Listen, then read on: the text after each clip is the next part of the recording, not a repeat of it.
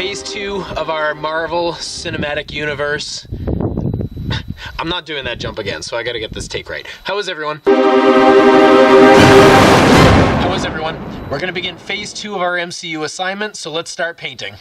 So what you have to do is establish your original or your initial outline first.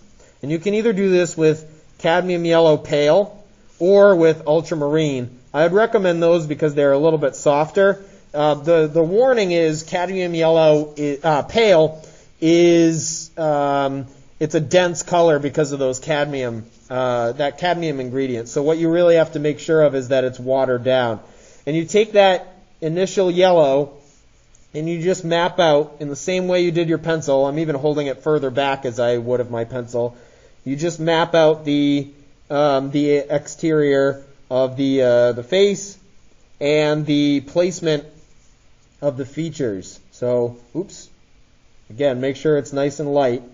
And your eyesight is better than mine too, so these shouldn't be very dark.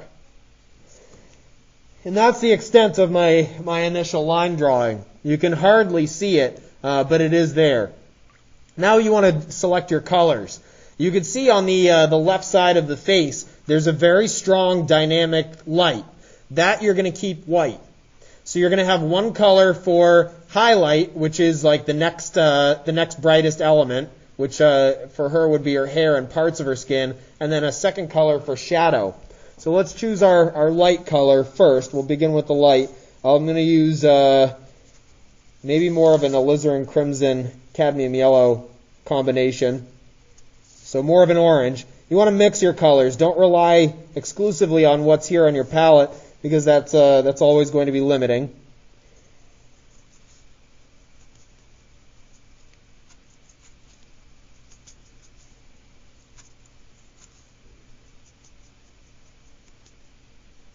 Okay, and I'm going to water that down, taking water and adding it to it so that it's nice and light. And like I said, anything that is going to be that extreme highlight, I'm going to leave white. So we start at the top, work our way down the bottom. And I have to preserve the highlights that I see. The challenge here, more so than usual when we do this assignment, is that the majority of your faces are going to be in shadow. So you have to decide, like, what are the ultimate shadows and what are the midtones. The nice thing about these brushes is that they're smaller. So for this assignment, this is going to allow you to have a little bit more detail. I'm really, at this point, almost working linearly, establishing the linear elements of the face. That was confusing. I don't mean linear elements of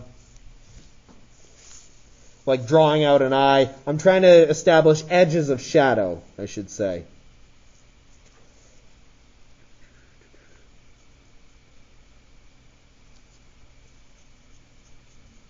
So all of this in here, that's what I'm going to keep white, and I'm going to try not to revisit that area. And already I know I don't have an accurate portrait here. I might find it later through the painting process, but I might not. As I mentioned on the drawing studies, I'm not so interested in whether or not it looks like the person, for mine or for yours. What I'm looking for is your understanding or attempt at understanding lighting and shadow. So looking for shapes. And if it looks like the person, great. If not, it's not a big deal. There's too much to think about on this one. Being your first painting without without worrying about the amount it looks like the person.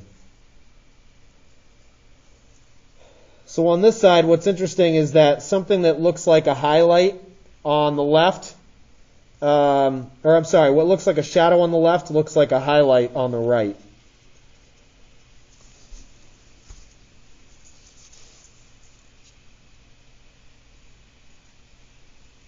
So all of these things that I'm painting right now are going to appear to be lighter once I really bring the shadow in. I hope. Alright, so let's bring our shadow. We'll see what happens. I'm going to use ultramarine and alizarin crimson. So the alizarin crimson will serve as a common ingredient between the two. You don't have to set it up that way. It just so happens that that's what's happening in mine. I wanted a lighter orange, or a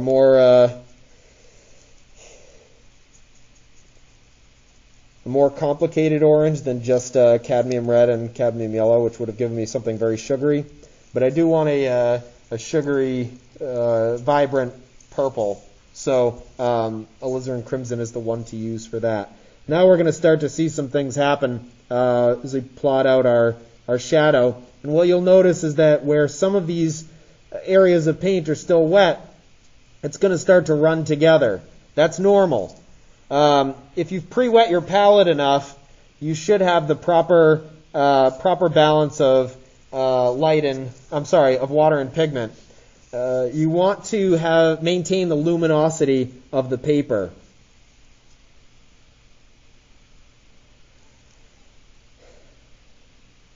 I've been using watercolor since 2004, so I can't do the math right now, but however long that is, but every time I try to do a watercolor painting, you notice I said try, it's always intimidating still. The trick is, if you're using the medium appropriately, you're putting your faith in the medium, and you're allowing that to do a lot of the work. So, I feel that if I didn't begin a painting with that same degree of trepidation and uncertainty, then it would mean that I'm trying to control the medium too much. It's an interesting medium because the more control you have over it, the more control of it you surrender. And the more you try to control it, the less control you actually have of it. That statement might make more sense to you as the semester progresses. Right now it might have been entirely confusing, but perhaps you'll see what I mean. It's a medium that you have to kind of place on the paper and then let it do its work. And it's interesting that when we do this, sometimes the paintings that students produce end up really strong in their first one because they have no expectations. And then they progressively get worse as the artist tries to control what's happening and duplicate their first results. Other times you have the opposite of that, where they start off with a lot of struggle in trying to control the painting, and then gradually they surrender that control, and that's when the results start to improve.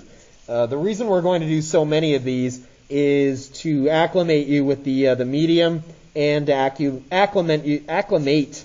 It's harder to painting to acclimate you with the process. It's hard enough to paint, like it requires a lot of focus.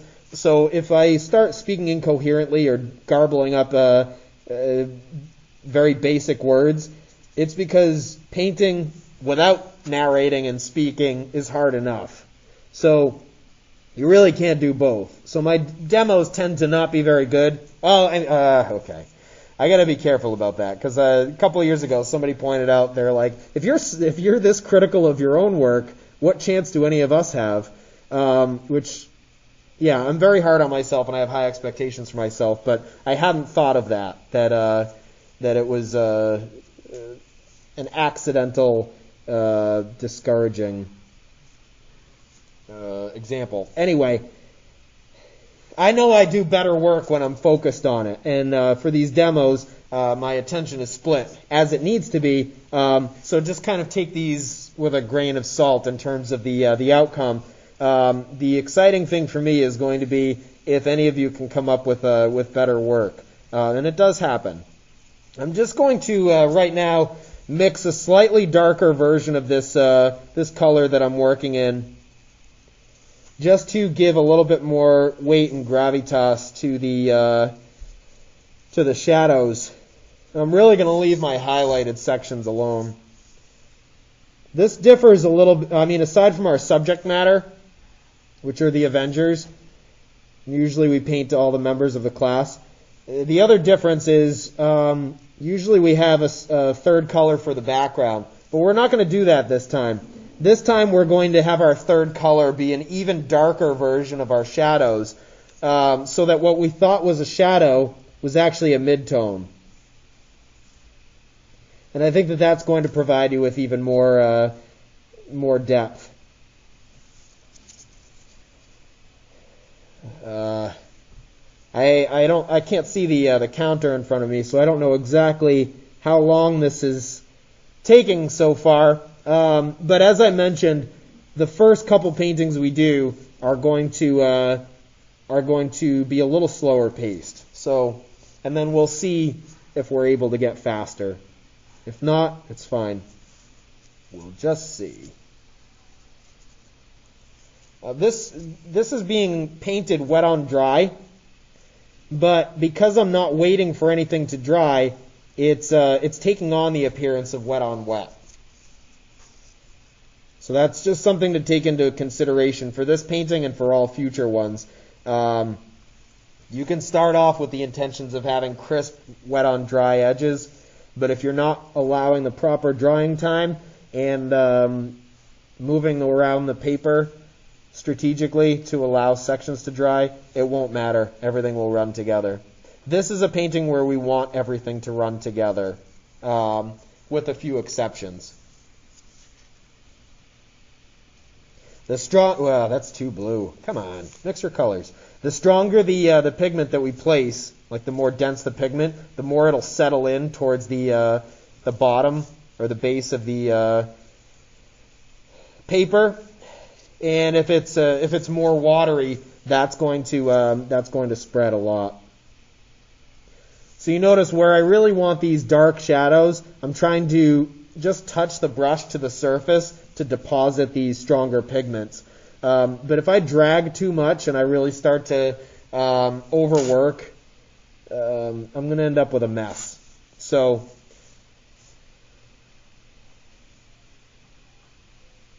and I might be very much nearing the time where this is going to become overworked if I'm not careful. So I've got to be strategic about where some of these deep shadows are going. I didn't really pay attention before. This is supposed to be her braid, so there should have actually been a little bit of that warm orange earlier, but that's okay. So see, it's really like a dot system of applying the paint. I'm noticing when I look back up to my camera, and I can see this from a little farther away, the upper portion is being left behind. It was too light, so I got to make sure that I've got the proper balance of shadow. And that's another benefit to working from these professional posters. The lighting on these is already resolved so that the figures are sculpted. Typically, like, this isn't portfolio work. This is something that is an exercise for teaching yourself how to use watercolor.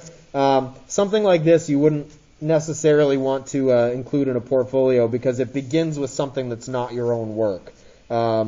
So that's something we discuss in the advanced classes with how to avoid copyright infringement and plagiarism.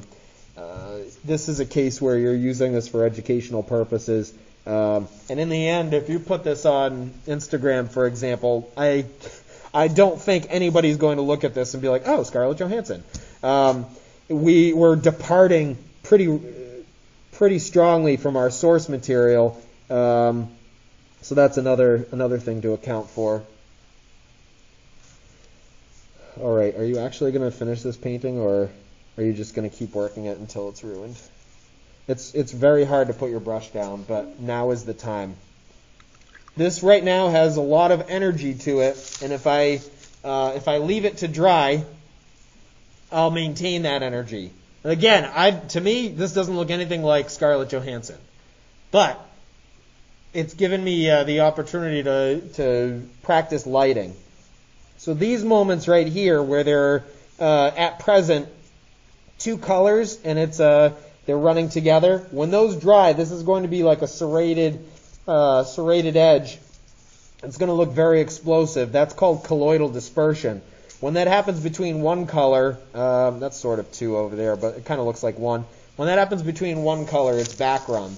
So background and colloidal dispersion will be two techniques and terms that you'll hear throughout the semester, and in time something you want to be able to create on your own. If you have any questions, please don't hesitate to contact me via email.